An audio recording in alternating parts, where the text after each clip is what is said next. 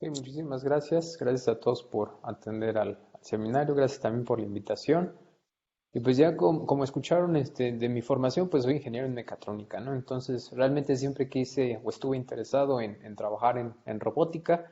En un principio pues pensaba más trabajar como con los fierros, ¿no? Hardware, pues la parte de la electrónica, pues esa era sobre todo lo que uno veía en la carrera. Posteriormente, pues me encontré con esta parte algorítmica, ¿no? Desarrollo de los algoritmos para que los robots pudieran resolver ciertas tareas en particular. Me enfoqué en la parte de robótica móvil y de hecho sobre todo en una parte que se llama planificación de movimiento, que es uno de los temas centrales de lo que les voy a comentar ahorita.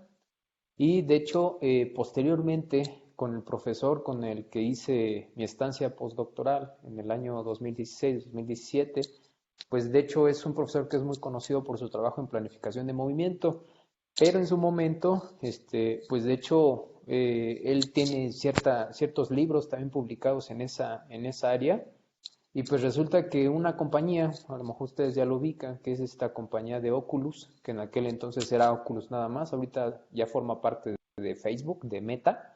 Pues en aquel entonces había un muchachito, a lo mejor han escuchado, Palmer Luckey, que estaba buscando recursos en Internet como para poder desarrollar buena información en Internet, para poder desarrollar su sistema de rastreo para su casco de realidad virtual, ¿no?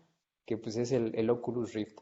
Entonces, de esa forma, pues contactó al profesor, el profesor que les comento es el profesor Laval, con el que estuve haciendo mi estancia postdoctoral, y pues resulta que pues la parte de robótica y la parte de realidad virtual pues tienen muchas temáticas en común, ¿no? Entonces lo que el profesor había desarrollado en robótica pues le sirvió a estas personas para desarrollar esos cascos de realidad virtual. Ahí empezaron ellos a trabajar en esas áreas. Yo llego a hacer mi postdoc y pues ya el profesor ya estaba también muy metido en estos asuntos de realidad virtual. Entonces, pues realmente en lo que estuve trabajando, pues es en cómo juntar las dos áreas, ¿no? Cómo utilizar estas herramientas de planificación de movimiento, pues en aplicaciones de realidad virtual. De hecho, que fue hace unos 3 años, visitamos allá a Ubaldo Ruiz en el CICESE. Entonces, en aquel entonces les hablé un poquito de unos resultados que teníamos con respecto a estas aplicaciones. Entonces, de hecho, pues esta plática también la pudiéramos ver como una extensión de lo que en aquel entonces les platiqué. Ya hemos seguido trabajando, hemos tenido resultados nuevos. Entonces, pues también pudieran verlo como un update de aquello que parcialmente les mostré en aquel entonces, ¿no? Entonces, como contenido de la plática, pues les voy a hablar nada más levemente de lo que es planificación de movimiento, como para ponerlos en contexto. Les voy a hablar también de un par de técnicas que nosotros utilizamos en esta área, también como para que tengan un poquito más de ese saborcito de las herramientas que nosotros utilizamos. Posteriormente me voy a ir acercando a esta parte de realidad virtual desde una perspectiva de planificación de movimiento y al final pues vamos a tratar de desarrollar un tema que también ahorita pues recobró fuerza, ¿no? Yo creo que también por esta parte del COVID en donde pues ya todos nos empezamos a encerrar, con esta parte del confinamiento, pues esta interacción virtual, esta interacción pues a través de videoconferencias, pues también ahora ya le trae todavía mayor interés a sistemas de telepresencia, en donde pues es una combinación también de robótica con tecnologías de realidad virtual. Entonces, ¿qué es lo que nosotros hacemos en planificación de movimiento? Bueno, el problema más básico que nosotros resolvemos es el siguiente. Imagínense que ustedes tienen un objeto y ustedes quieren mover ese objeto de una posición A una posición B. Y para moverlo de esa posición A esa posición B, ustedes tienen que generar una trayectoria por la cual van a estar moviendo ese objeto y pues es importante que ustedes generen una trayectoria libre de colisiones. Si ustedes quieren mover ese objeto de esa posición a esa posición B sin estar pegando con otro. Entonces ese es el problema más básico. De hecho, aquí les pongo también algunos ejemplos. En cuestión del problema de la derecha, que es en el que ahorita les voy a hablar un poquito más. Imagínense que tienen un robot, ¿no? Que está agarrando este cilindro verde que está en una posición A y ahora quieren darle comandos a los diferentes grados de libertad del robot, a sus diferentes motores, para que lleve ese objeto a otra posición, una posición B, pudiera ser, por ejemplo, dentro de lo que es la misma mesa, Y lo que se busca pues es generar una trayectoria automática para que el robot pueda desplazar el objeto entre esas dos posiciones que les acabo de comentar, ¿no? Ahora, dense cuenta que aquí lo interesante es que no nada más te interesa que no pegue el objeto con otros elementos dentro de la mesa, sino que también el mismo brazo del robot pues tiene también esas restricciones de movimiento. También no quisieras que el robot pegue con su brazo, con otros elementos dentro de la mesa, con el mismo cuerpo del robot. Entonces, pues generar este tipo de trayectorias libres de colisiones para sistemas de este estilo, pues ya no es una tarea tan sencilla como a lo mejor lo planteé en esta primera diapositiva. Sin embargo, pues ya el área ha evolucionado y pues ya se conocen herramientas capaces de resolver este tipo de problemas. Hay otros tipos de problemas relacionados también con planificación de movimiento. De hecho, su colega, Ubaldo Ruiz, es un experto en esta área de problemas de persecución y evasión. Este tipo de problemas lo han atacado desde otras áreas, por ejemplo, juegos diferenciales, pero también en esta parte de robótica, en la parte particular de planificación de movimiento, pues también este tipo de problemas han tomado mucho interés, ¿no? Entonces aquí les pongo un problema clásico, el del chofer homicida. Está medio cruel el problema, pero pues matemáticamente está interesante. Imagínense que tienen dos agentes, ¿no? Es un evasor y un perseguidor. El perseguidor en este caso es ese automóvil y el evasor es esa persona que ahí pusimos como torero, ¿no? Entonces, ¿qué quiere hacer el carro? Pues el carro quiere moverse de tal forma que eventualmente atropelle a la persona, ¿no? Y por otro lado, pues la persona quiere sobrevivir, entonces quiere evitar ser atropellado por ese carro. Ahora, lo interesante aquí es que dense cuenta que los dos jugadores, en este caso los dos agentes, tienen capacidades diferentes. Entonces, de hecho, tienen un carro que es más rápido, pero que no se puede mover en cualquier dirección. O sea, no se puede mover, por ejemplo, en dirección perpendicular a las llantas.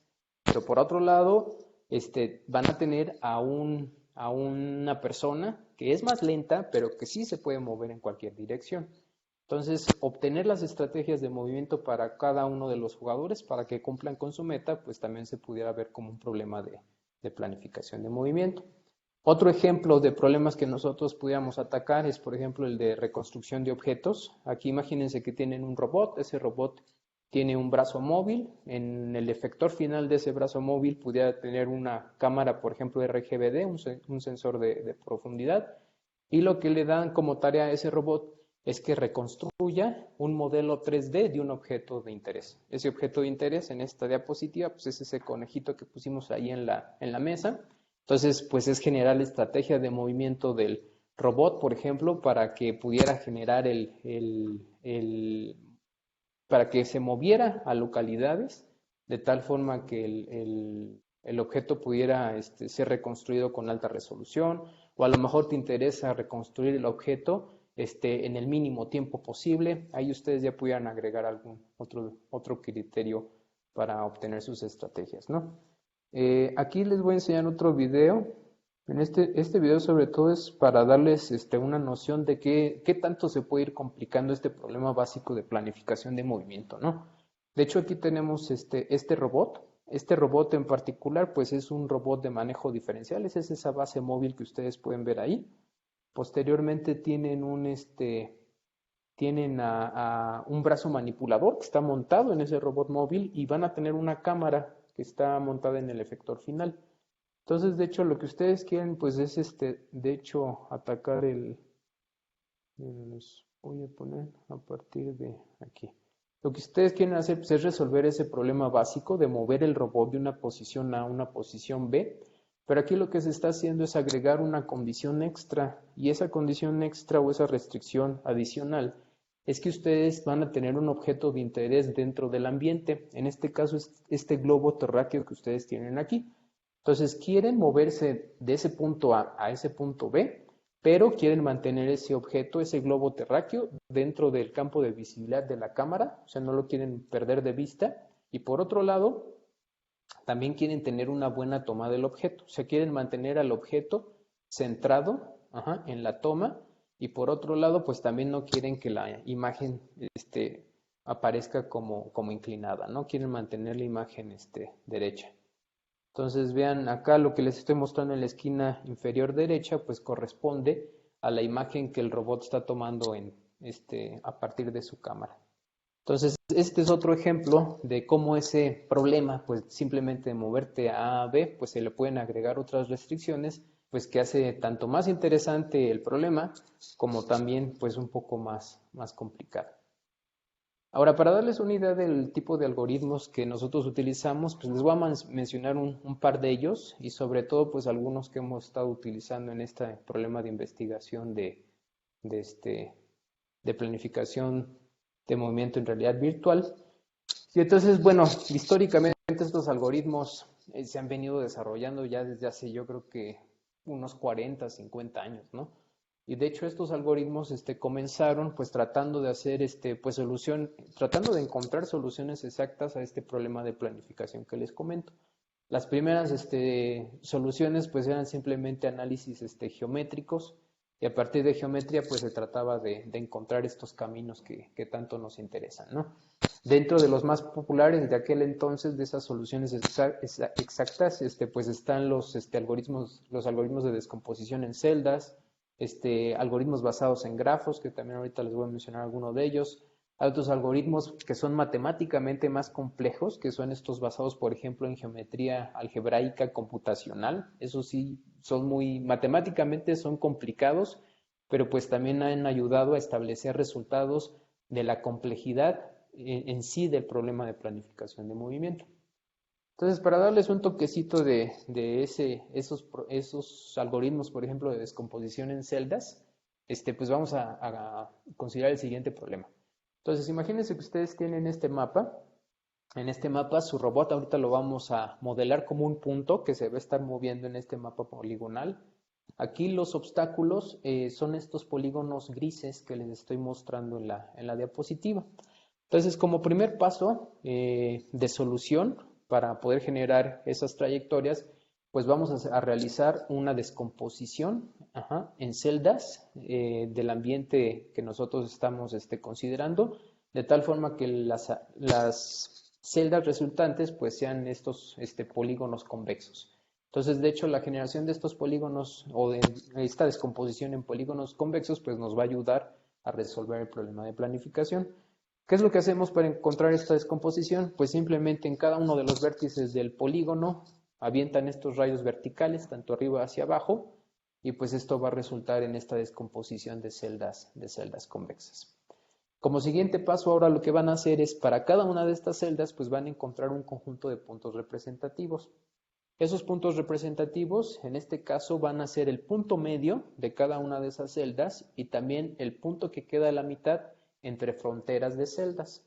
Entonces eso va a ser estos puntitos que ya les estoy mostrando en esta diapositiva, en este dibujo. El siguiente paso pues es ahora generar caminos para conectar estos puntos representativos. Entonces lo que van a hacer pues es generar como estos ejes, estas líneas rectas entre los centros de las celdas y los puntos medios en las fronteras de la celda misma. Entonces, una vez que ustedes hacen eso, pues les resulta esta estructura, ¿no? Entonces, muchos de ustedes ya han de haber identificado qué es esto, pues esta cosa no es otro elemento o no es otra estructura más que un grafo. Entonces, en este grafo, esos puntos representativos son los nodos del grafo y las líneas rectas que usamos para conectar esos puntos representativos, pues son los ejes o los aristas del grafo. Entonces, simplemente aquí ya para resolver el problema de planificación, lo que hacen es agarrar cualquier punto inicial, punto A, un punto B, lo conectan al grafo y ya una vez que lo conectan al grafo, pues es hacer una búsqueda, una búsqueda común dentro del grafo, por ejemplo, de la ruta más corta a través de un algoritmo, por ejemplo, Dijkstra, A estrella, etcétera, ¿no? Ahora, otra cosa interesante aquí es que ustedes también pudieran construir estos grafos de tal forma que ya cumplan con ciertas propiedades desde su construcción misma. Entonces, uno de esos grafos que también se utilizan mucho, pues son los grafos de los caminos más cortos, ¿no? Entonces, estos grafos también se le conoce como el grafo de visibilidad reducido. Resulta que este grafo ya codifica los caminos más cortos para poder conectar cualquier par de puntos que ustedes pudieran tener en este tipo de mapas poligonales. Entonces, una vez que ustedes construyen el grafo, que de hecho pues sería este que les estoy mostrando aquí, hacen lo mismo. Otra vez toman un punto inicial, un punto final y lo conectan al grafo. Ya que tienen ese grafo, pues aplican Dijkstra o A estrella y eso les pudiera ya generar la ruta más corta para conectar esos caminos. Ahora, algo que este era como un ejemplo sencillo, ilustrativo, pues les comenté que el robot era un robot punto, el mundo en el que se está moviendo pues es este mundo en 2D poligonal. Sin embargo, pues usualmente nosotros no corremos estos algoritmos en el ambiente en el que vive el robot. Ese ambiente se le conoce como el espacio de trabajo, sino que más bien nosotros corremos esos algoritmos para generar esas trayectorias en otro espacio que se le llama espacio de configuraciones. Ese espacio de configuraciones no es otra cosa más que el conjunto de todas las posibles configuraciones que puede tener un robot, en donde una configuración hace referencia a la especificación de todos los grados de libertad, del robot, ¿sí? Entonces, imagínense que ustedes tienen un brazo manipulador que tiene 7 grados de libertad, que son pues a lo mejor los ángulos que corresponden a cada uno de los 7 motores que pudiera tener su robot. Entonces, en ese caso, pues el espacio de configuraciones sería un espacio de 7 dimensiones. Entonces, para esos espacios de alta dimensionalidad, pues estos algoritmos geométricos que les acabo de mencionar, pues ya se quedan cortos para poder obtener soluciones factibles. Sin embargo, pues ya también se han propuesto algoritmos que son capaces de resolver el problema de planificación en esos espacios de altas dimensiones. Uno de ellos, que de hecho fue de los primeros que pudo resolver ese problema, pues es el PRM, es un algoritmo pues ya un poco viejo, pues es de los 90s. Este algoritmo en particular, ¿qué es lo que hace? Pues hace un muestreo en sí de lo que es el espacio de configuraciones. Entonces genera muestras. Usualmente esas muestras se pueden generar, por ejemplo, a través de una distribución uniforme.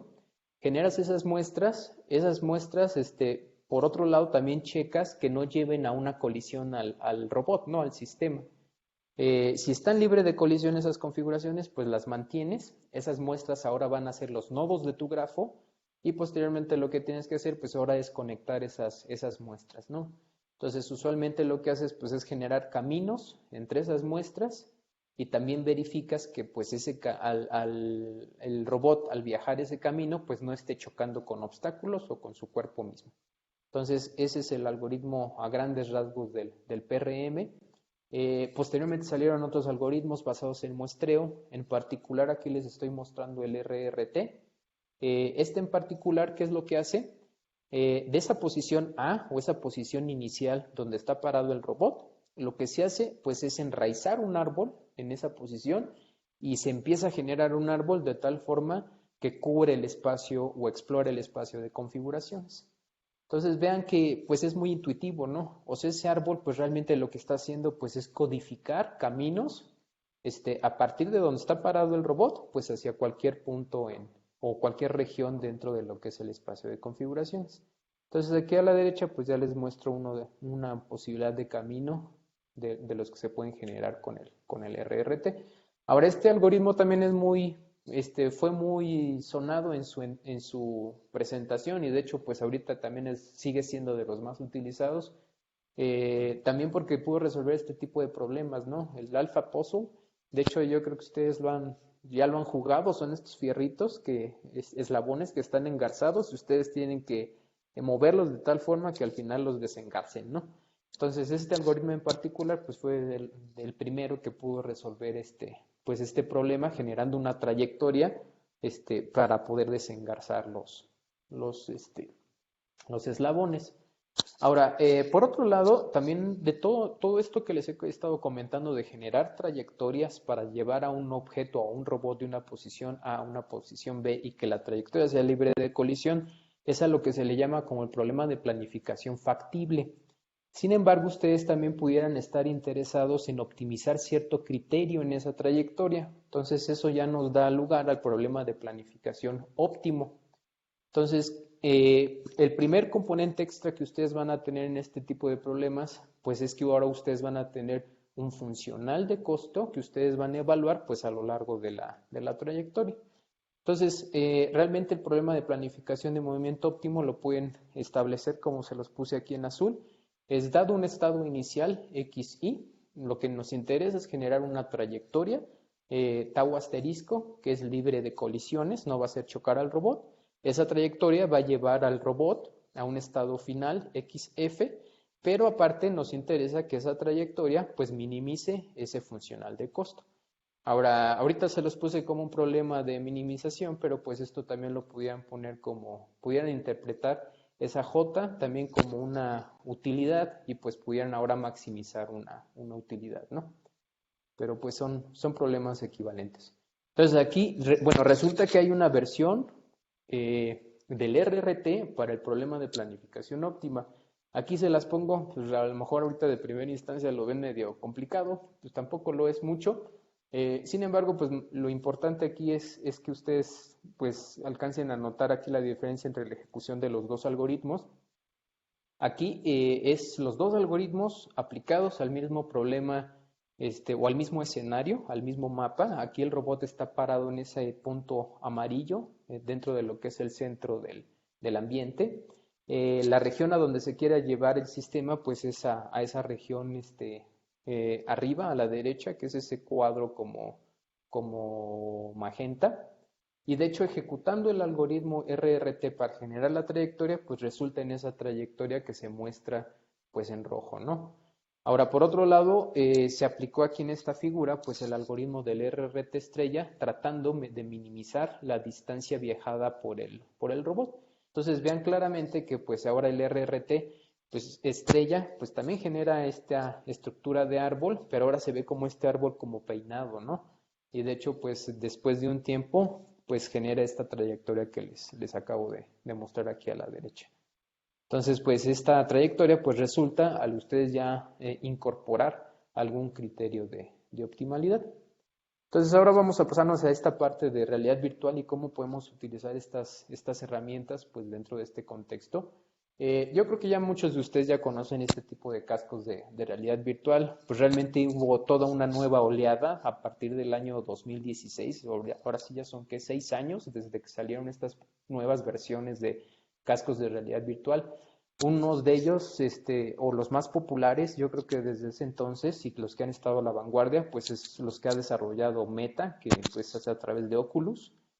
También PlayStation sigue, Sony también sigue desarrollando cascos, sobre todo para sus consolas de videojuegos. HTC también se juntó con Vive para poder generar algunos dispositivos de realidad virtual. Y ahorita van a encontrar ya más de 100 cascos diferentes dentro de lo que es el mercado, ¿no?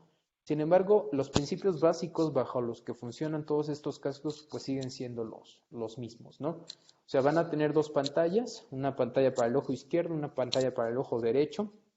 Las imágenes de cada una de las pantallas se van a generar de forma independiente para cada uno de los ojos, de tal forma que ustedes puedan replicar ese fenómeno de percepción de profundidad a través de visión estereoscópica.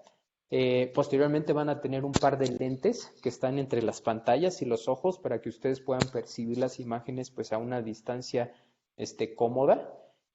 Van a tener una unidad de procesamiento, puede ser que esté a bordo de lo que es el casco, puede ser que esté aparte para poder generar todas esas gráficas computacionales. Y también van a tener un sistema de rastreo que se encarga de monitorear o de obtener la pose, o sea, posición y orientación de la cabeza del usuario para poder generar las imágenes adecuadas que correspondan al movimiento en sí del usuario, ¿no? Entonces, esos son los principios básicos y realmente todos estos cascos pues utilizan la misma estructura. Ahora, las aplicaciones en las que se han utilizado pues, son muy variadas, o sea, va desde la enseñanza hasta el turismo, por ejemplo. De hecho, aquí en Guanajuato hay una compañía que se llama Game Coder Studios. Esos estudios son pues, de unos egresados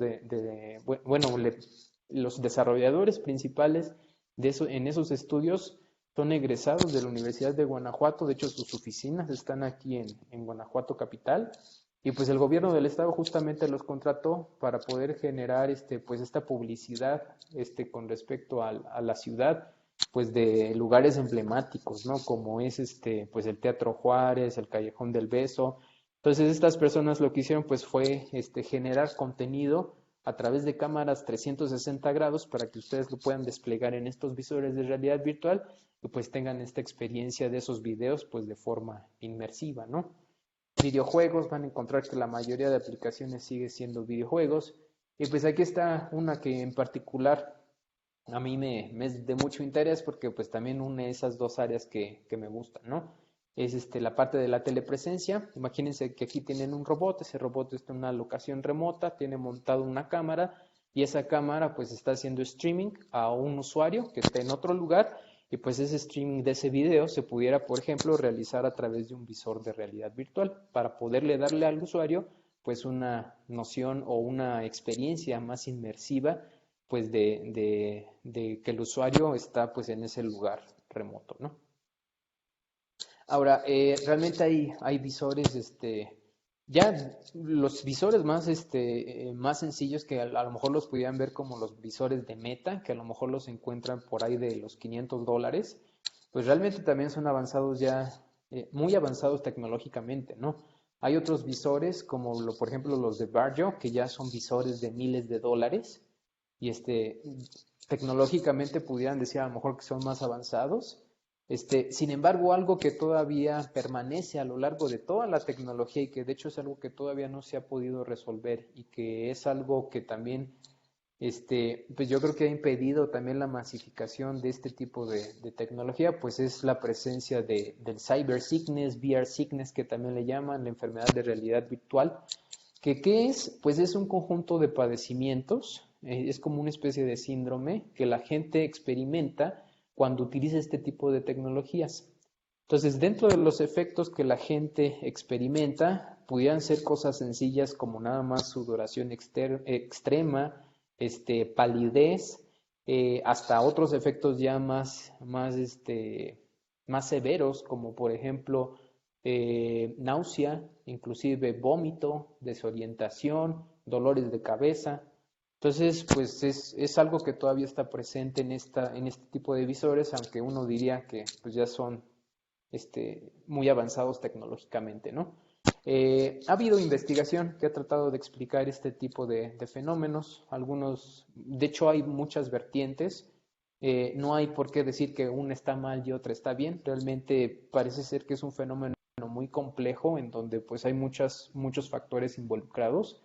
Entonces, de hecho, uno de los elementos que se ha identificado es que puede ser que la experiencia pues no sea lo suficientemente real para engañar tus sentidos, ¿no? Tus sentidos siguen experimentando estas experiencias de realidad virtual, pero hay algo que todavía dice, es que esto no coincide con lo que yo estoy acostumbrado a ver en la realidad, ¿no? Y por otro lado, pues también hay sentidos que no están siendo estimulados, entonces no es una experiencia integral, completa, sino que solo ciertos sentidos se están estimulando y hay otros que se están dejando de estimular. Y sobre todo, pues me voy a estar enfocando ahorita en este segundo punto, ¿no? Para explicarlo, pues se han extendido muchas teorías. Muchas de esas teorías, si no es que la mayoría, realmente vienen eh, eh, como cortesía, vamos a llamarle, o se han tomado por parte de teorías que han tratado de explicar la enfermedad de movimiento, que de hecho en español, pues usualmente ustedes lo van a encontrar como cinetosis, que pues es este fenómeno que muchos de ustedes también ya han de haber experimentado. Cuando vas en un barco y te mareas por el movimiento, cuando vas en un carro y estás leyendo un libro, pero lees ese libro y te empiezas a marear dentro de lo que es ese carro en movimiento, pues todos esos son efectos relacionados a la cinetosis. Entonces también en la literatura ya encuentran muchas teorías que han tratado de explicar esa cinetosis y entonces también pues resulta que este problema del VR sickness pues pareciera que es como el primo de lo que es la cinetosis, ¿no? Entonces se han utilizado muchas de esas teorías para poder explicar esta enfermedad de realidad virtual. En particular, una de las más aceptadas pues es la teoría del conflicto sensorial, que es en la que nos vamos a estar enfocando ahorita. Para explicarla, pues déjenme mostrarles aquí un pequeño ejemplo. Imagínense el siguiente experimento, que ustedes están sentados en su sala. Entonces, ustedes están sentados en su sala, en la comodidad de su sillón, Se ponen su casco de realidad virtual y en ese casco de realidad virtual les van a mostrar la experiencia de una montaña rusa, ¿no? Que ustedes se están moviendo en ese mundo virtual. Entonces, bueno, resulta que nosotros en nuestro cuerpo para experimentar o percibir el movimiento, pues contamos con varios sentidos. Algo importante para experimentar el movimiento es, por ejemplo, nuestros músculos.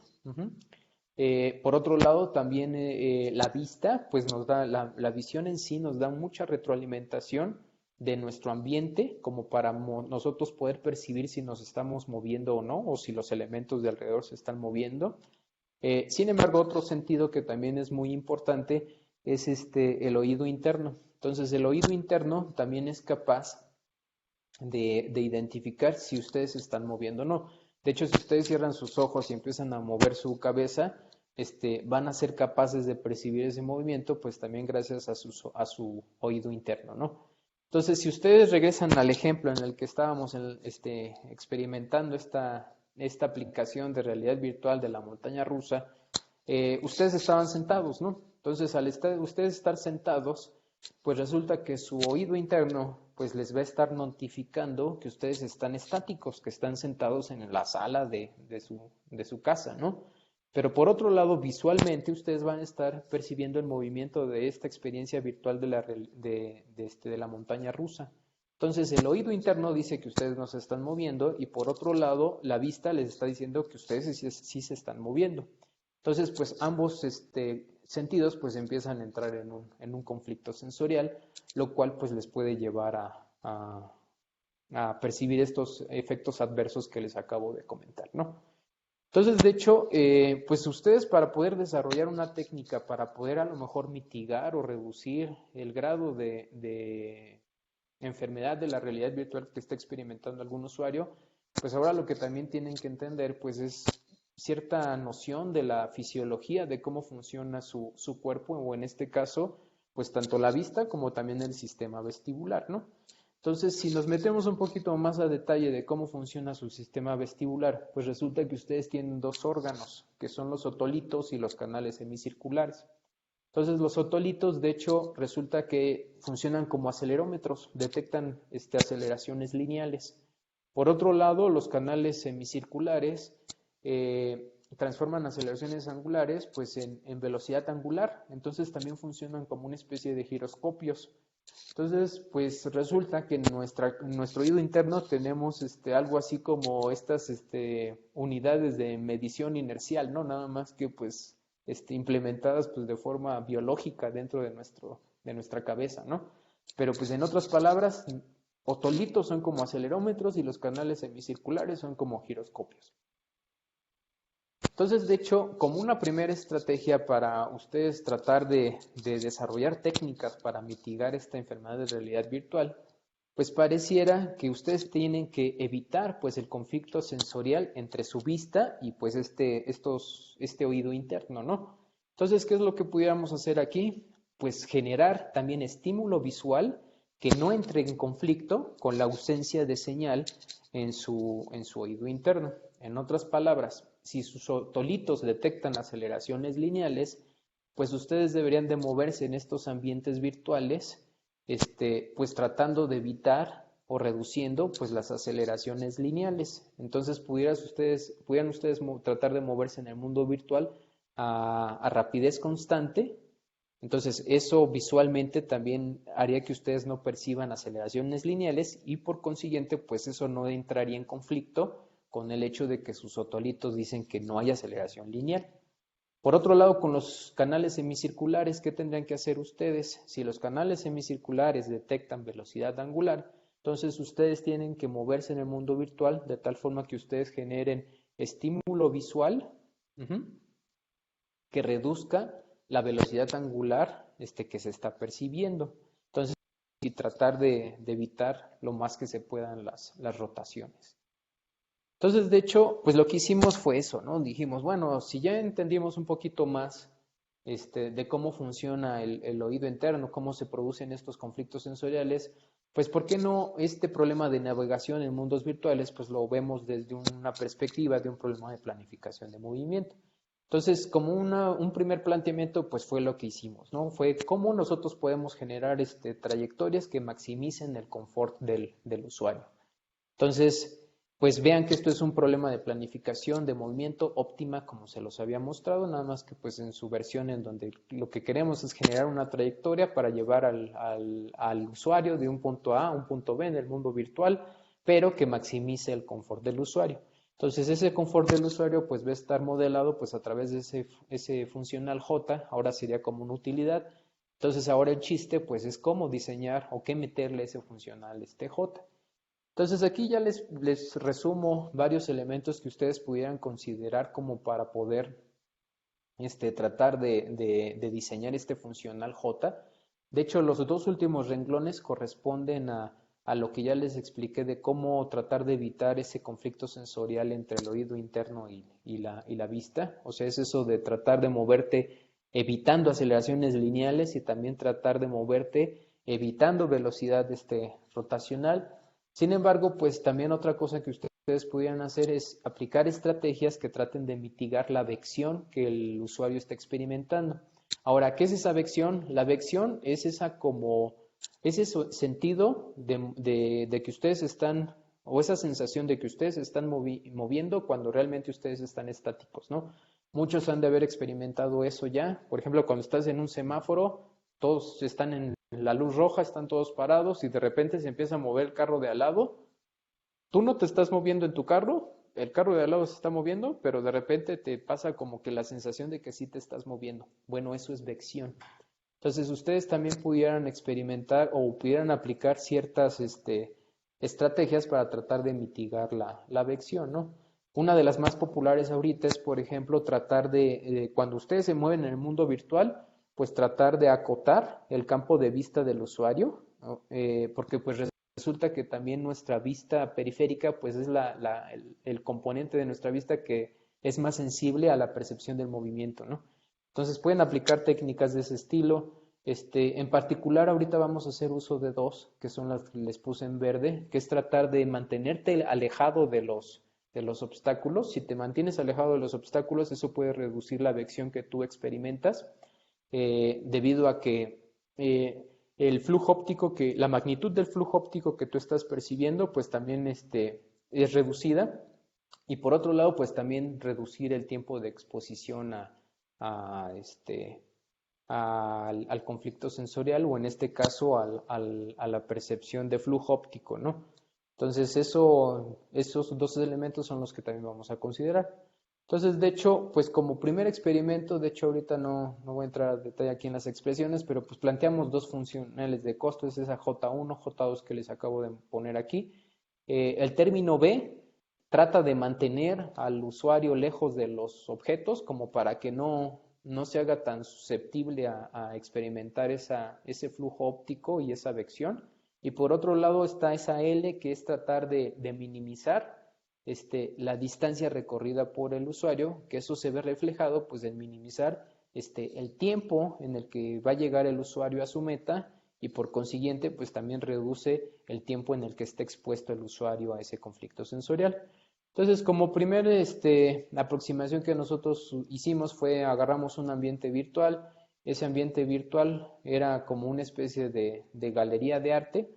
Movimos a los usuarios pues a través de una posición A a una posición B, generando trayectorias, utilizando el RRT ya que les comenté, utilizando el funcional de costo J1 y J2, y pues generamos este tipo de trayectorias, ¿no? Esta es una visión como desde arriba del sistema, bueno, más bien de las trayectorias que estuvimos generando. De hecho, van a ver que cuando ocupamos el funcional J1, las trayectorias tienden a ser como líneas rectas. O sea, son como líneas rectas o segmentos de recta concatenados, ¿no? Mientras que en la función J2, pues son curvas más suaves. De hecho, hay de repente estas como pequeñas oscilaciones, pero pues sí hay una diferencia entre las dos trayectorias. Ahora le presentamos esto a los usuarios como un primer estudio piloto y lo que encontramos es que pues resulta que les gustaba más las trayectorias de la función J1 que las de la función J2. A partir de estos primer estudio piloto, pues identificamos que las líneas rectas, pues sí le gusta a los usuarios más moverse en estas líneas rectas, ¿no? Que de hecho eso pudiera empatarse con lo que les dije de que no tenemos que cambiar de dirección como para no producir conflicto con los canales semicirculares. Por otro lado, también les gusta moverse en la dirección que ellos están observando. Les gusta no les gusta más bien cuando aplicas las rotaciones, eh, no quieren que sean rotaciones muy lentas, pero pues tampoco que sean muy rápidas, porque también eso los puede hacer que se mareen. Efectivamente no les gustan los caminos largos, o sea, sí es también acertado tratar de mantener la longitud del camino lo más corto posible. Y pues son algunas de las observaciones que pudimos hacer en un primer estudio piloto, ¿no? Sin embargo, también algo que cabe resaltar aquí es esto, ¿no? Que las líneas rectas pues parecen ser prometedoras. Sin embargo, pues eso es la pura geometría del camino, ¿no? Ahora también tienes que identificar pues con qué perfiles de velocidad y aceleración pues vas a caminar, vas a aplicar para poder moverte en estos caminos. Y por otro lado, pues también la parte de cómo realizar las rotaciones, si son rotaciones en sitio, por ejemplo, pues de qué forma las pudieras eh, implementar, ¿no? Con qué propiedades para que la persona no se enferme. Entonces, con respecto al primer punto de con qué perfiles moverse, pues también ya tenemos un trabajo al respecto. Y de hecho lo que quisimos probar, pues, o lo que evaluamos fue una hipótesis que ya se encuentra dentro de la industria, que de hecho, pues, por documentación también de Oculus, la encuentras ahí. Sin embargo, pues no encontramos que existiera alguna evidencia científica para sustentar la hipótesis que ahorita les voy a mostrar. Entonces dijimos, pues vamos a hacer un estudio para verificar si es cierta o no esa hipótesis, ¿no? Entonces, la hipótesis es la siguiente, ¿no? Que un conflicto sensorial de mayor magnitud, pero con menor duración, es mejor que un conflicto sensorial de menor magnitud, pero con mayor duración. Entonces, como ejemplo o para ilustrar esta hipótesis, les pongo esta figura. Aquí vean, la primera columna es una forma o bueno, imagínense que ustedes se están moviendo en una línea recta, ¿no? Entonces, la primera columna corresponde a un perfil de velocidad y aceleración dado, y la segunda columna es otro perfil de velocidad y aceleración para viajar sobre esa línea recta. Entonces, vean que el primer perfil de velocidad está en cero, después aplicas como una rampa, ahí aumentas la rapidez o la velocidad, y luego ya te paras, ¿no? Ahora, dense cuenta que en esa rampa es donde sucede el conflicto sensorial. En esa rampa, que es, acuérdense que esto es un perfil de velocidad, pues resulta que esa rampa, pues, la derivada de esa rampa, pues corresponde justamente a la pendiente de esa rampa, corresponde a la aceleración. Entonces, durante esa rampa, es donde ustedes van a experimentar, pues, el conflicto sensorial. Entonces, esa aceleración, pues, es la que les estoy poniendo aquí en la esquina inferior izquierda, ¿no? Entonces, es esa aceleración, constante durante un periodo de tiempo t. Ahora, la segunda forma de viajar esa línea recta es la que les pongo aquí a la derecha, con esta función, escalón. Ahora, acuérdense que esto es realidad virtual, entonces sí podemos hacer un cambio, instantáneo prácticamente de la velocidad. Sin embargo, pues ese cambio instantáneo de la velocidad en esa parte de transición del escalón, pues realmente eso correspondería a que ustedes tuvieran una aceleración, un pico de aceleración prácticamente infinita, pero pues realmente es un pico prácticamente instantáneo. Entonces, ¿qué nos dice esta hipótesis? Que aunque la forma de viajar en la columna izquierda corresponde a un conflicto sensorial de menor magnitud, debido a que la aceleración es menor, pero dura más, eso es peor que el conflicto sensorial que ustedes experimentarían siguiendo los perfiles de la derecha. Que aunque pues el conflicto de repente hay un pico muy, muy, muy grande, pues resulta que eso pasa durante un periodo de tiempo muy pequeño. Entonces, pues eso lo probamos en un estudio con personas. Se vio que pues esta parte de la función, bueno, contemplamos la función escalón, que es esta función que les estoy poniendo aquí en azul. También hicimos viajar a los usuarios con esta rampa, que es la roja, y por otro lado, pues aquí también agregamos una tercera opción, que era viajar pues a través con este perfil polinomial que les estoy mostrando en amarillo, ¿no? Entonces, de hecho, los resultados que obtuvimos fueron los siguientes. Estos scores de SSQ nos miden qué tanto se enfermó o qué tan mal se sintió la persona a través de estas experiencias virtuales. Es un cuestionario que las personas llenan.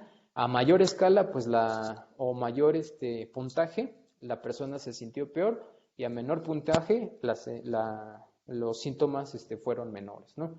Entonces, de hecho, aquí vemos que pues sí, realmente hay una tendencia en la media en donde pues moverse pues de forma con este perfil de la función escalón, pues sí daba menor media en el score del cuestionario de SSQ. Posteriormente, la tendencia era que con la rampa, con esta opción de moverse de la forma izquierda, pues era lo que producía ahora el siguiente grado como de incomodidad en los usuarios, y pues la peor de todas fue lo polinomial. Entonces, realmente, pues pueden ver que también la desviación estándar pues es muy grande, entonces no había como una diferencia estadísticamente significativa, pero pues sí podías ver las tendencias, ¿no? En donde pues resulta que realmente esas tendencias pues van más a favor de que pues la hipótesis que aquí tenemos pues pudiera ser cierta, ¿no?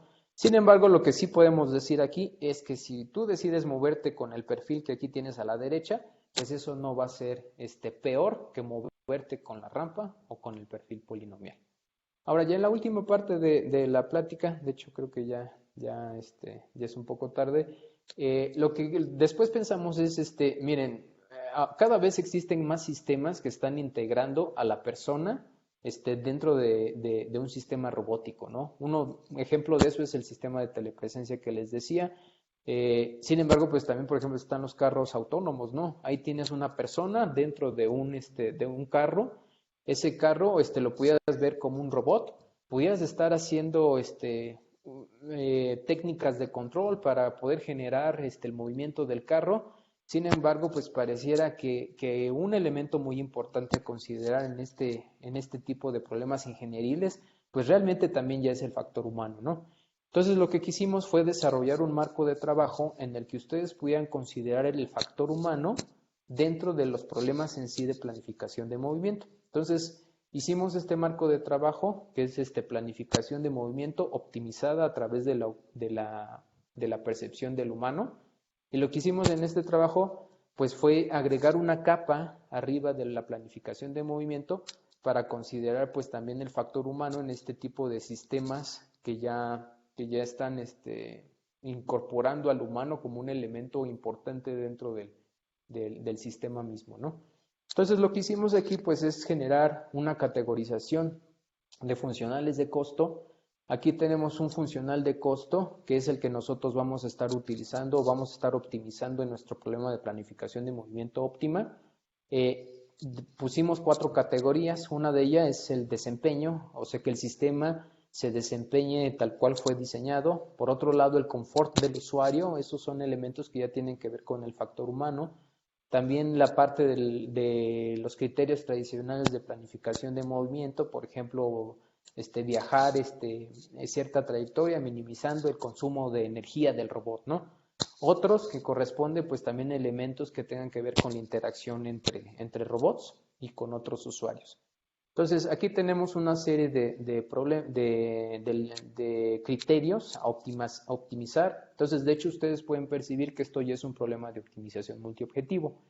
Entonces, pues realmente pues es natural tratar de atacarlo a través de esta parte de dominancia de Pareto, en donde vamos a decir que una trayectoria sigma 1 domina una trayectoria sigma 2, cuando esa trayectoria sigma 1 no es peor que la trayectoria sigma 2 en ninguno de los criterios, pero por lo menos existe un criterio en donde la trayectoria sigma 1 sí es mejor que la trayectoria sigma 2. Entonces, en este problema de planificación optimizada a partir de percepción humana, lo que queremos hacer, pues es obtener todas las trayectorias que no sean dominadas por alguna otra trayectoria a partir de un funcional de costo que uno diseñe, ¿no? Entonces, ¿qué fue lo que hicimos? Pues aplicamos esta metodología pues al problema de telepresencia. En particular consideramos dos criterios, el de desempeño y el de confort. Con respecto al de desempeño, como les decía, aquí tenemos un robot equipado con una cámara. Resulta que la cámara era una cámara 360 grados. Esta vez está haciendo streaming a un usuario con un casco de realidad virtual. Pues para que esas cámaras funcionen de forma adecuada, pues también tienen que estar alejadas de los obstáculos, ¿no? Si no, empieza a haber como una especie de efecto raro en las imágenes que te entrega la cámara. Entonces, esa es el criterio que nosotros ocupamos en este aspecto de desempeño, era mantener la cámara por lo menos a una distancia mínima de los objetos que ustedes tenían alrededor. El otro elemento que quisimos optimizar pues era el que tenía que ver con el confort. Aquí hicimos tratamos de atacarlo pues a través de todo esto que les comentamos de la teoría de conflicto sensorial. En esta teoría de conflicto sensorial pues agregamos dos elementos, tratamos de buscar que la trayectoria sea lo más corta posible para reducir el tiempo de exposición al conflicto sensorial. Y por otro lado, vamos a tratar de estarnos moviendo en líneas rectas. Como les dije, pues era prometedor movernos en líneas rectas, pero el otro criterio que queremos minimizar, pues es el número de rotaciones que ustedes van a aplicar a lo largo de la trayectoria. Entonces, por ejemplo, aquí les puse dos figuritas. La de la izquierda, pues nada más hace 2 rotaciones, 2 cambios de dirección, mientras que en la de la derecha hace 4 cambios de dirección. Entonces, uno esperaría que la de la izquierda pues sea mejor que la de la derecha. Entonces aplicamos una estrategia A estrella en un grafo, en una discretización del ambiente. Ese algoritmo A estrella era una versión multiobjetivo de A estrella. De hecho, desarrollamos este ambiente virtual, era un museo, se aplicó esta metodología, se generaron o resultó en 144 trayectorias que formaban el frente de Pareto. Esas 144 trayectorias no eran dominadas en el sentido de Pareto por alguna otra trayectoria, y a partir de esas tomamos dos. De esas dos, pues era la más corta en cuestión de distancia, que es la que les pongo aquí como trayectoria B, que es la roja, y también nos quedamos con la trayectoria de mínimo número de rotaciones, que es la azul. Y posteriormente también para compararlo, pues generamos una trayectoria con el RRT tradicional, el cual no considera nada de los factores humanos.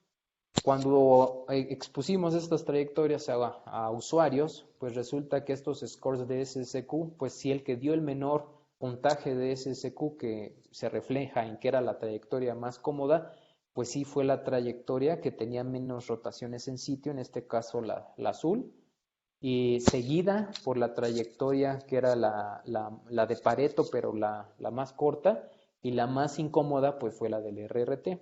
También se hizo un estudio en un cuestionario estilo Likert. En este estudio, bueno, más bien en este cuestionario, pues se confirmó lo mismo, ¿no? Que la trayectoria que tenía menos rotaciones en sitio fue la más cómoda, seguida pues por la trayectoria de Pareto, que era la más corta. Sin embargo, algo muy interesante es que eso fue la más cómoda, pero también le preguntamos a los usuarios, bueno, pero ¿cuál prefieres? Pues resulta que aquí ya se intercambiaron los papeles. La más cómoda no fue la que prefirió más gente, sino que la que prefirió más gente fue la trayectoria que era la más corta. Entonces, dejamos ciertas preguntas abiertas que los usuarios podían contestar, y pues resulta que en esta trayectoria que era la más cómoda, que es la azul, pues había porciones del ambiente en donde pasaban por una parte como que no había nada en el ambiente, no nada más era un pasillo, mientras que la trayectoria más corta, que es la roja que les muestro aquí, pasaba por una parte del museo en donde había elementos de interés que pues resulta que eran como unas esculturas. Entonces, aunque las personas se sentían más mal con esa trayectoria que pasaba por las esculturas, pues de todas formas la preferían porque pues les era de más interés que pasar por el pasillo vacío que les acabo de comentar, ¿no? Entonces, de hecho, pues ya con esto concluiría la plática, ya nada más para comentarles algunos de los problemas abiertos que tenemos. Pues primero que nada, pues tenemos estos elementos tenemos un frente de Pareto. Aquí para mostrar las trayectorias a los usuarios, pues agarramos dos de esas trayectorias y pues se las mostramos, ¿no? pero realmente poder incluir elementos basados en los usuarios para poder discriminar en ese frente de Pareto, pues es un problema que no hemos atacado, ¿no? Todos estos experimentos fueron en simulaciones virtuales, pero pues implementarlo en un robot físico es algo que también queda abierto. También, por ejemplo, una idea interesante que queremos explorar pues es utilizar control compartido, en donde ya no nada más le das la trayectoria al sistema robótico que siga, sino que también el usuario pueda tener cierto control sobre esa trayectoria, pero limitar ese control para que no se enferme más de la cuenta, ¿no? También, por otro lado, explorar otros criterios de optimización para la generación de las trayectorias, pues también sería interesante. Por ejemplo, identificar qué es lo que afectó en este caso la preferencia de los usuarios y poder identificar algo certero ahí, pues también sería de interés. Y pues son algunos de los problemas abiertos. Y pues realmente conclusiones, pues la planificación de movimiento pues es útil para varios problemas, desde robótica hasta realidad virtual. También acorde del problema que ustedes están atacando, pues es la herramienta que ustedes tienen que escoger. No hay una herramienta de planificación de movimiento universal para todas las aplicaciones. Estas herramientas se siguen, de hecho, desarrollando. Todavía pues, hay problemas que quedan abiertos dentro de planificación de movimiento.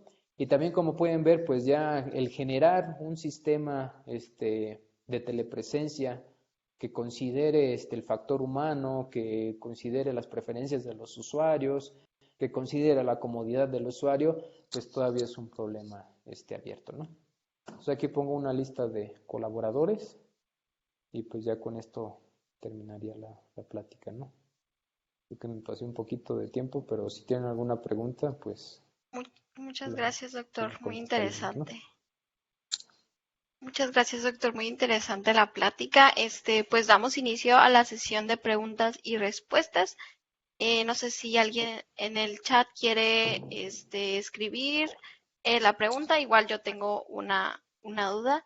En este ambiente de realidad virtual, bueno, en situaciones en general, en sistemas interactivos, se plantea mucho hablar sobre los estímulos sensoriales, como usted mencionaba, que en su caso pues eran más como que haya esta concordancia entre lo que estás viendo y lo que estás escuchando.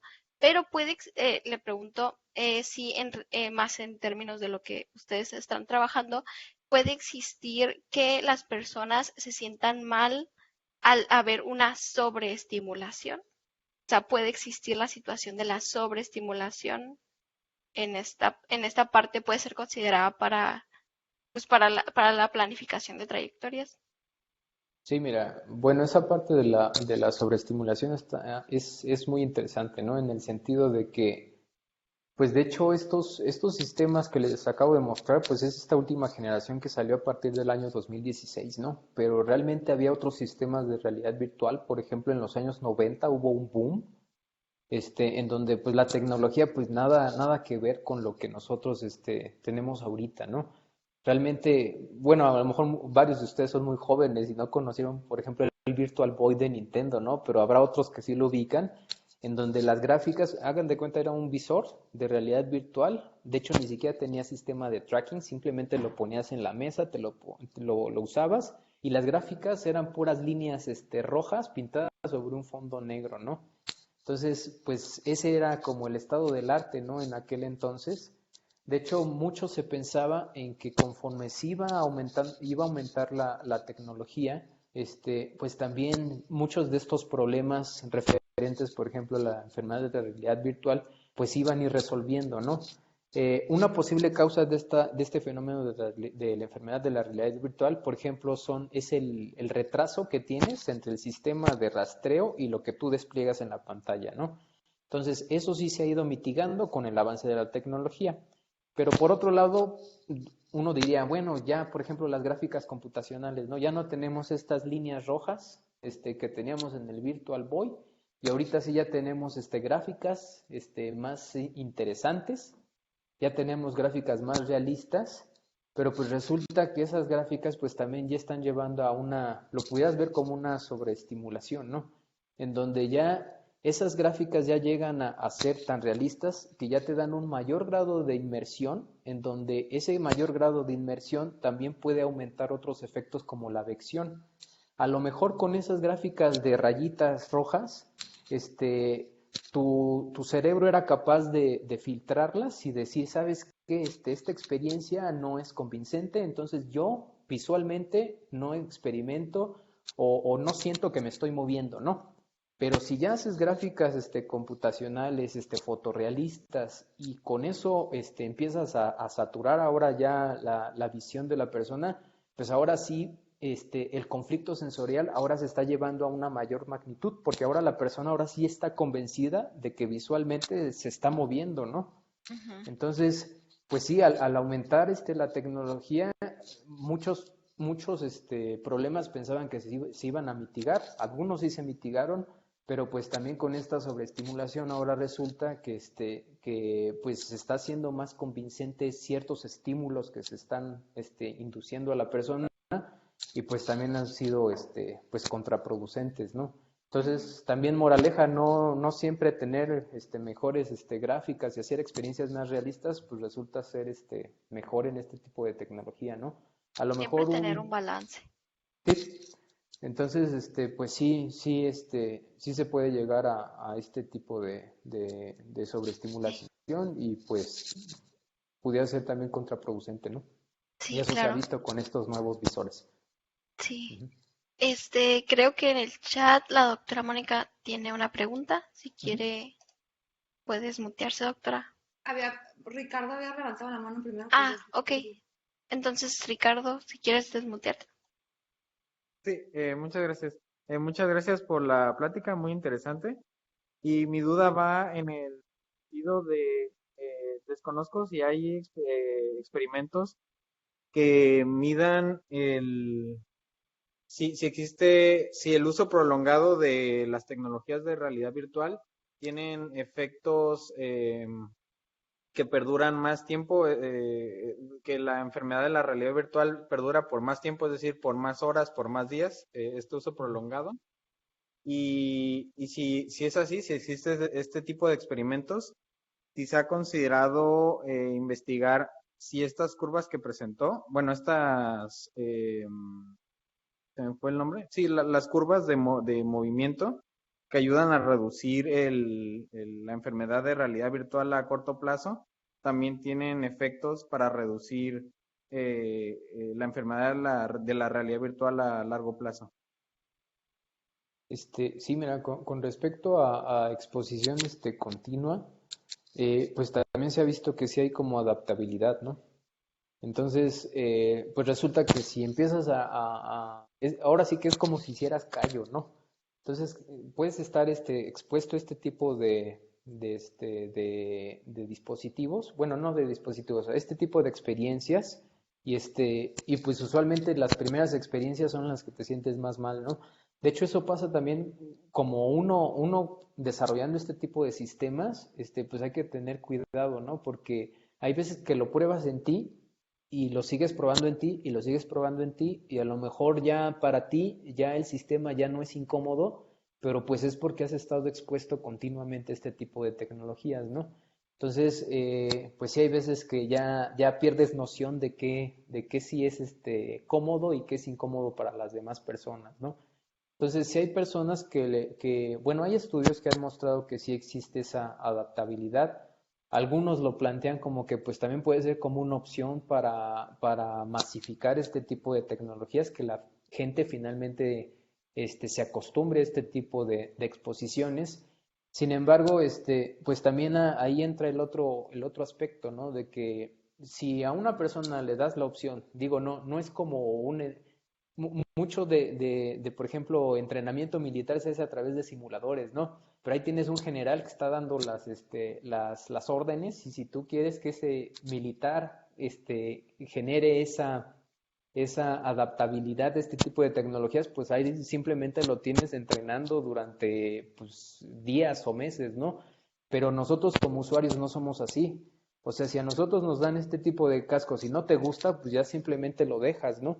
Entonces realmente también esa parte de que esperar que la gente se adapte a este tipo de tecnologías pues tampoco parece ser como el camino adecuado, ¿no? Porque pues no hay como un incentivo para que las sigan utilizando, siendo que pues les es incómodas, ¿no? Y no hay.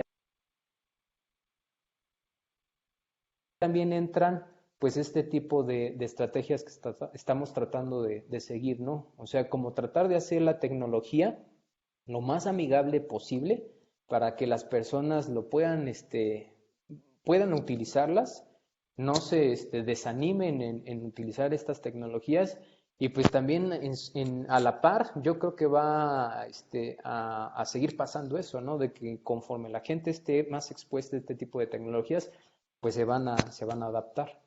Pero sí es como tratar de hacer con este tipo de estrategias que estamos haciendo para reducir la enfermedad de realidad virtual experimentada, pues es como tratar de hacer accesibles a estas tecnologías, ¿no? Que la gente se anime a experimentarlas y ya pues poco a poco también se vaya como adaptando a ellas, ¿no? Pues esa es la idea también de este tipo de estrategias, ¿no? Espero que te haya dado alguna respuesta conforme a tu Sí, pregunta, ¿no? muchas gracias. Ujú. Muchas gracias. Muchas gracias, doctor. Tenemos otra pregunta en el chat de Héctor Sandoval que dice, en aplicaciones como el manejo del dron o en videojuegos, donde el usuario controla el movimiento, o sea, siempre será inevitable la enfermedad de la realidad virtual.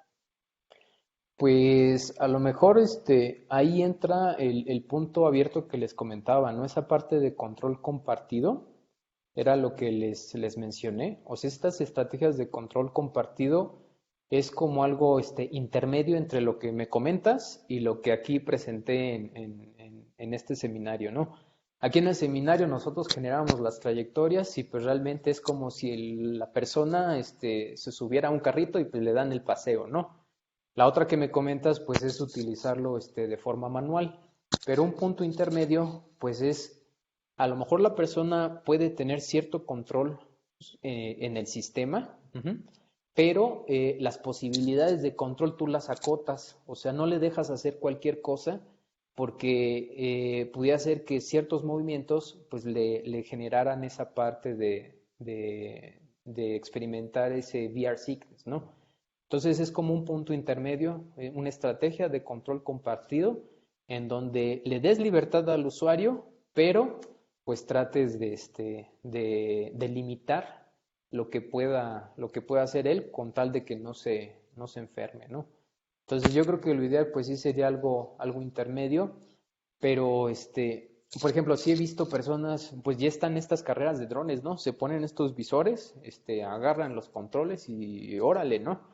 Entonces realmente eso es un escenario muy similar al escenario de telepresencia que les estoy mostrando aquí. Ahora, a esas personas les gusta mucho hacer eso, entonces yo creo que esa actividad pues eventualmente también se han de volver inmunes, vamos a llamarle así, a esta enfermedad de realidad virtual, ¿no? Entonces muchas de estas personas a lo mejor ya se adaptaron también lo suficiente como para ya no tener esos malestares. Ahora también no todas las personas se enferman al mismo grado. Hay personas que son súper susceptibles, hay personas que les ponen los cascos y no tienen ningún síntoma, ¿no? Entonces también, pues depende también de cada persona, ¿no? Se ha encontrado que también el género, influye el grado de VR sickness que tú puedes experimentar, la raza también, los asiáticos son los más susceptibles a experimentar ese tipo de enfermedad. Entonces, pues sí es un problema muy complejo, ¿no? Pero sí te apuesto a que varios de esos que controlan o que se dedican ya a carreras de drones, se me hace que ya ni les duele, ¿no? El VR sickness. Pero pues sí depende de cada quien. Claro, porque me imagino que después, o sea, es como cuando usas pues los sistemas normalmente empieza a haber este aprendizaje, ¿no? Entonces Ujú, ya llega un momento en donde ya te vuelves inmune a los estímulos, o sea, ya lo conoces, ujú. entonces sí pasa eso. No sé si alguien más Sí. en el chat tenga alguna pregunta de los asistentes. Mauricio, si quieres desmutearte. Hola, ¿me escuchan? Hola Mauricio, sí. Hola, doctor Israel. Muchas gracias por el seminario. Yo tengo una pregunta. Ujú. El estímulo sensorial que se utiliza para tratar de corregir esta enfermedad varía dependiendo del tipo de actividad que se está usando o el casco. Eh, pues sí, o sea, depende, realmente depende de la actividad, ¿no? Por ejemplo, tú ya viste algunos aplicaciones como el Beat Saber, ¿no? Por ejemplo, ese tipo de juegos, de hecho, ahí resulta que como están implementados, realmente no hay propiamente un conflicto sensorial, porque lo que estás haciendo en el mundo real, o sea, tu movimiento físico, realmente empata con lo que tú estás haciendo en el mundo virtual. Entonces, de hecho, ahí no hay como esa incompatibilidad sensorial. Entonces, realmente lo ideal, pues es que tú generes aplicaciones tratando de evitar ese conflicto sensorial. Ahora, usualmente el problema aparece en aplicaciones donde tú quieres implementar locomoción en áreas ya grandes en el ambiente virtual, ¿no? Imagínate que quieres hacer una caminata pues en un castillo medieval, ¿no? En donde tiene jardines de hectáreas, ¿no? Entonces ahí realmente ya el tratar de hacer que empaten tus movimientos físicos con el movimiento que tú tienes en el ambiente virtual, pues ya es complejo, ¿no? O sea, si tú tienes tu sala de juego, que pues a lo mejor es un cuarto de 4 metros por 4 metros, pues cómo te mueves en un ambiente virtual de 100 metros por 100 metros. Entonces ahí ya tienes que utilizar otro tipo de estrategias para implementar la locomoción a lo largo de todo el ambiente, ¿no? Ok, Entonces, este, pues sí depende definitivamente de la aplicación. Las más cómodas son aquellas en donde pues puedes evitar el conflicto sensorial del todo, ¿no? Y ok. las menos cómodas es donde ya tienes que aplicar algo de locomoción. Ujú, Y el método que nos comentó, el de la aceleración instantánea, ujú, ujú. ese fue, los usuarios que utilizaron este método participaron en diversas aplicaciones donde tenían que hacer diferentes actividades o solamente fue aplicado en una sola, porque por lo mismo que me dijo que los sensores varían dependiendo del tipo de aplicación, a lo Ujú. mejor este método funciona para ciertas aplicaciones más que por otras. Entonces, pues quería saber eso. Sí, sí, para darte un poquito más de detalle de qué fue la configuración del experimento, realmente era mover al usuario en un pasillo. O sea, ahí no queríamos hacer nada de rotaciones en sitio, sino que más bien nos enfocamos en este primer punto, que era cómo viajar una línea recta, ¿no? Entonces, de hecho, pues también aquí tratamos como de cortar el problema en pedacitos, ¿no? Entonces, ese movimiento en línea recta, pues era un movimiento, era moverte, pues a lo largo de un pasillo. Entonces, ese pasillo se construyó como para, yo creo que era un pasillo como de unos 10 metros, y lo que se hacía, pues era hacer mover al usuario en ese pasillo de 10 metros. Entonces, en ese pasillo de 10 metros, pues más bien ahora las diferentes condiciones, pues tenían que ver con los diferentes perfiles de velocidad. Entonces, realmente, si lo quieres ver como cómo pudieras utilizar eso en otras aplicaciones, pues aquí realmente lo que encontramos, haz de cuenta que es cómo viajar una línea recta. Ujú. Entonces, sí era algo muy sencillo, pero pues era como tratar de agarrar el problemota y empezarlo a partir en pedacitos, ¿no? Ahora, acá, por ejemplo, aquí ya estamos diciendo que el robot se va a mover en una concatenación de líneas rectas, ¿no? Entonces, ese otro estudio, lo que te decía, pues era con qué perfil de velocidad viajar cada uno de esos pedacitos. Ujú. Entonces, eso es lo que hicimos en ese otro estudio. Bueno, perfecto. Muchas gracias, doctor. ¿Sí? No, a ti. Muchas gracias, doctor. La doctora Mónica, mencionó que que se tuvo que ir, pero igual dejó ahí unas preguntas en el chat. La primera ella dice que si se aplicó un cuestionario para garantizar que los usuarios que participaran en el estudio no tenían ningún problema sensorial. Sí, sí, de hecho, también es luego lo complicado de este tipo de investigación, ¿no? Por ejemplo, yo por formación, pues soy ingeniero, ¿no? Entonces, pues también este tipo de estudios, pues realmente ya es experimentación en humanos, ¿no? Digo, luego suena muy feo, eso suena como cruel, ¿no? Pero pues también, no les hicimos nada malo. Pero ahí en particular, pues sí, sí, siempre conviene tener a alguien de esa área de experimentación, en particular aquí contábamos con psicólogos. Entonces, de hecho, en este experimento, pues era un estudiante de doctorado, justamente del departamento de psicología. También tenía dos asesores, uno de esos asesores también era una psicóloga. En este último estudio también hay otra psicóloga, involucrada. Entonces realmente también esa parte de experimentación, pues es toda un área, ¿no? Entonces, pues sí se tenía cuidado en pues identificar al grupo de estudio, tomar en cuenta el tamaño del grupo de estudio, verificar que no tuviera algún impedimento, fisiológico. Entonces, pues todas esas partes sí se trataron de seguir como, pues los estándares, ¿no? Que usualmente se sigue para experimentación con sujetos, humanos, ¿no? Ujú. Entonces sí, también hojas de consentimiento, pues toda esa parte sí se realizó, ¿no? Entonces realmente, pues sí, lo recomendable es esta parte, ¿no? De hecho, aquí ya también con los colegas, pues se está tratando como de abrir toda un área, ¿no? O sea, tratar de referirse a esto como ingeniería perceptual, ¿no?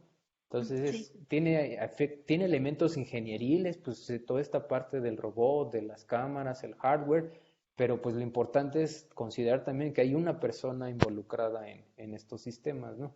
Entonces sí son equipos multidisciplinarios los que ujú. se ocupan para desarrollar este tipo de investigación. Ujú.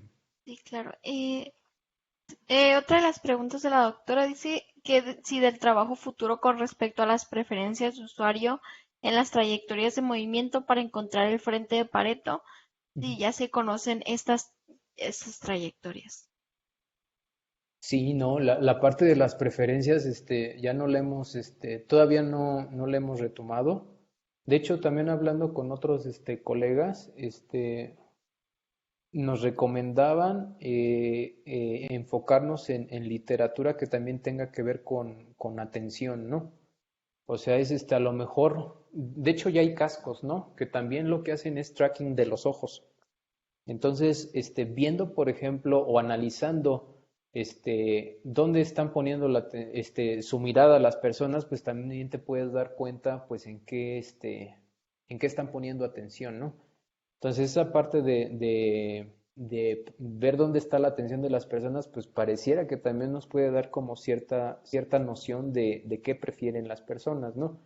Ahora, eso también se ve que es como contextual, porque esta aplicación pues es un museo, ¿no? Entonces, en un museo, ¿a qué vas a un museo? Pues vas a ver pues las obras de arte, las esculturas, pinturas. Entonces, si ese es el contexto, pues pareciera que también pues la persona pues quiere desarrollar esa actividad en ese contexto, ¿no? Entonces van a estar buscando pues esculturas. Entonces, si los pasas por un pasillo donde no hay nada, pues sí ya no cumple en sí la funcionalidad o el propósito del contexto en el que los pusiste. Ahora, a lo mejor ese no es el mismo contexto en un paseo de una montaña rusa. Entonces, si es el paseo de una montaña rusa, a lo mejor ahí ya la preferencia ya no está dada tanto por lo que está viendo la persona. Entonces, sí está, bueno, sí es un problema muy complicado, pero pues sobre todo aquí lo que vimos en estos resultados, pues fue este cambio de las barras, ¿no? O sea, nosotros siempre habíamos pensado que era muy importante el confort del usuario y de hecho sí es importante, pero pues no nos esperábamos que nos iba a pasar esto, que pues trayectorias con ciertas propiedades iban a ser preferidas por usuarios, aunque se sintieran un poquito más mal al viajarlas, ¿no? Entonces, ahora que ya lo vemos, pues decimos, no, pues sí, es lógico, ¿no? Sí era de esperarse, pero pues no lo teníamos presente. Pero sí, esa parte de la preferencia, pues es un problema abierto, ¿no?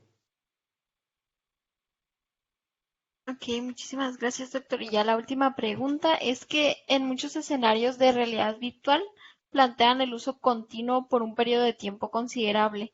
Si existen algunos escenarios en donde el tiempo de uso es menor, más casi como una microinteracción que puede reducir muchísimo esta enfermedad de la realidad virtual. Sí, de hecho sí, un efecto, inclusive lo vieron aquí, ¿no? Que hay uno de los elementos que afecta la susceptibilidad a la enfermedad de realidad virtual, pues es el tiempo de exposición. Entonces, eso también lo puedes acotar un poquito más y decir, pues el tiempo de exposición al conflicto sensorial.